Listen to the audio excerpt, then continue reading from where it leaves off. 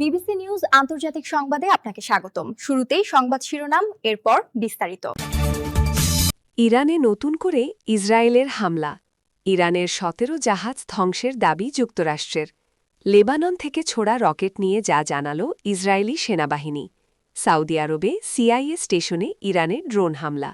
এতক্ষণ শুনছিলেন সংবাদ শিরোনাম, এখন বিস্তারিত।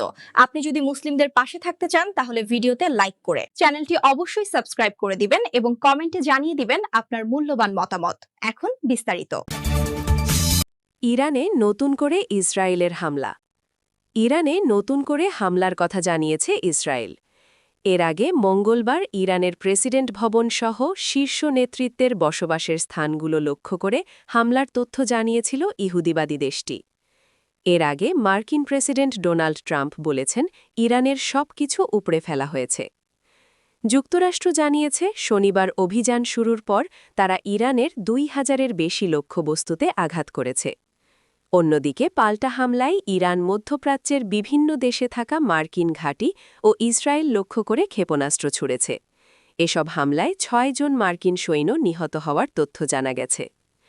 এসব হামলায় মঙ্গলবার রাত পর্যন্ত সহস্রাধিক মানুষ নিহত হয়েছে বলে জানা যাচ্ছে। যুক্তরাষ্ট্রভিত্তিক সংগঠন human rights activist news agency HRAN জানিয়েছে ইরানে ২৮ ফেব্রুয়ারি থেকে এখন পর্যন্ত ১,০৯৭ বেশি মানুষ নিহত হয়েছেন। তাদের মধ্যে ১৮১ জন ১০ বছর বয়সী শিশু বলে জানিয়েছে সংস্থাটি। আহতের সংখ্যা বেড়ে দাঁড়িয়েছে ৫,৪০২ জনে, যাদের মধ্যে ১০০ জনই শিশু। এই মানবাধিকার সংস্থাটি জানিয়েছে কেবলমাত্র গত ২৪ ঘণ্টায় অন্তত ১০৪টি হামলা হয়েছে। ইরানের ১৭ জাহাজ ধ্বংসের দাবি যুক্তরাষ্ট্রের। যুক্তরাষ্ট্রের সামরিক বাহিনী ইরানের বিরুদ্ধে চলমান অভিযানে তাদের নৌবাহিনীর একটি সাবমেরিন সহ মোট ১৭টি জাহাজ ধ্বংস করেছে বলে জানিয়েছেন মধ্যপ্রাচ্যে নিযুক্ত মার্কিন বাহিনীর কমান্ডার। মঙ্গলবার ৩ মার্চ সামাজিক যোগাযোগ মাধ্যম এক্সে, সাবেক টুইটারে দেওয়া এক ভিডিও বার্তায় ইউএস সেন্ট্রাল কমান্ডের প্রধান অ্যাডমিরাল ব্র্যাড কুপার এই চাঞ্চল্যকর তথ্য নিশ্চিত করেন। অ্যাডমিরাল কুপার জানান, অপারেশন এপিক ফিউরি নামক এই অভিযানে B-2 এবং B-1 বোম্বারের মাধ্যমে অত্যন্ত নিখুঁতভাবে হামলা চালানো হচ্ছে। তিনি স্পষ্ট করে বলেন যে মার্কিন বাহিনীর মূল লক্ষ্য হল তাদের ওপর হামলা করতে সক্ষম এমন প্রতিটি লক্ষ্যবস্তুকে গুড়িয়ে দেওয়া। এই অভিযানের ফলে বর্তমানে আরব উপসাগর, হরমুজ প্রণালী বা ওমান উপসাগরে ইরানের কোনো জাহাজ চলাচলের অবস্থায় নেই। এমনকি ইরানের সবচেয়ে সক্রিয় সাবমেরিনটিও বর্তমানে অকেজো করে দেওয়া হয়েছে।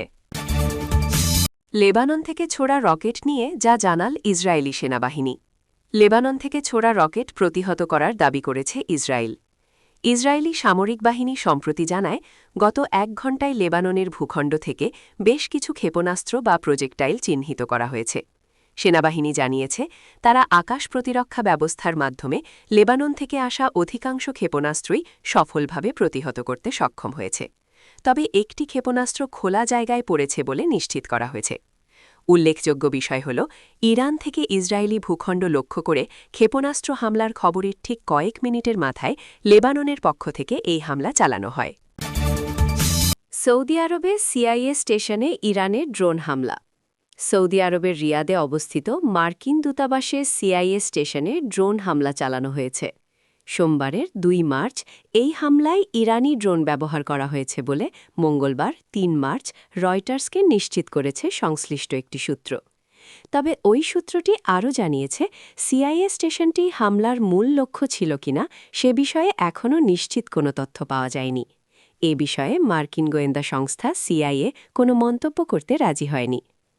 ইরানের ওপর যুক্তরাষ্ট্র ও ইসরায়েলের সাম্প্রতিক হামলার পর মধ্যপ্রাচ্য জুড়ে যে অস্থিরতা চলছে তার ধারাবাহিকতাতেই এই ড্রোন হামলাটি চালানো হয়েছে।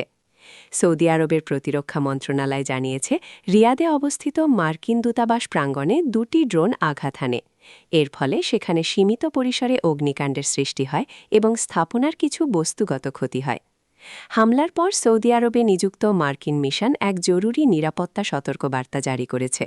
পরবর্তী নির্দেশ না দেওয়া পর্যন্ত মার্কিন নাগরিকদের দূতাবাস এলাকা এড়িয়ে চলার পরামর্শ দেওয়া হয়েছে।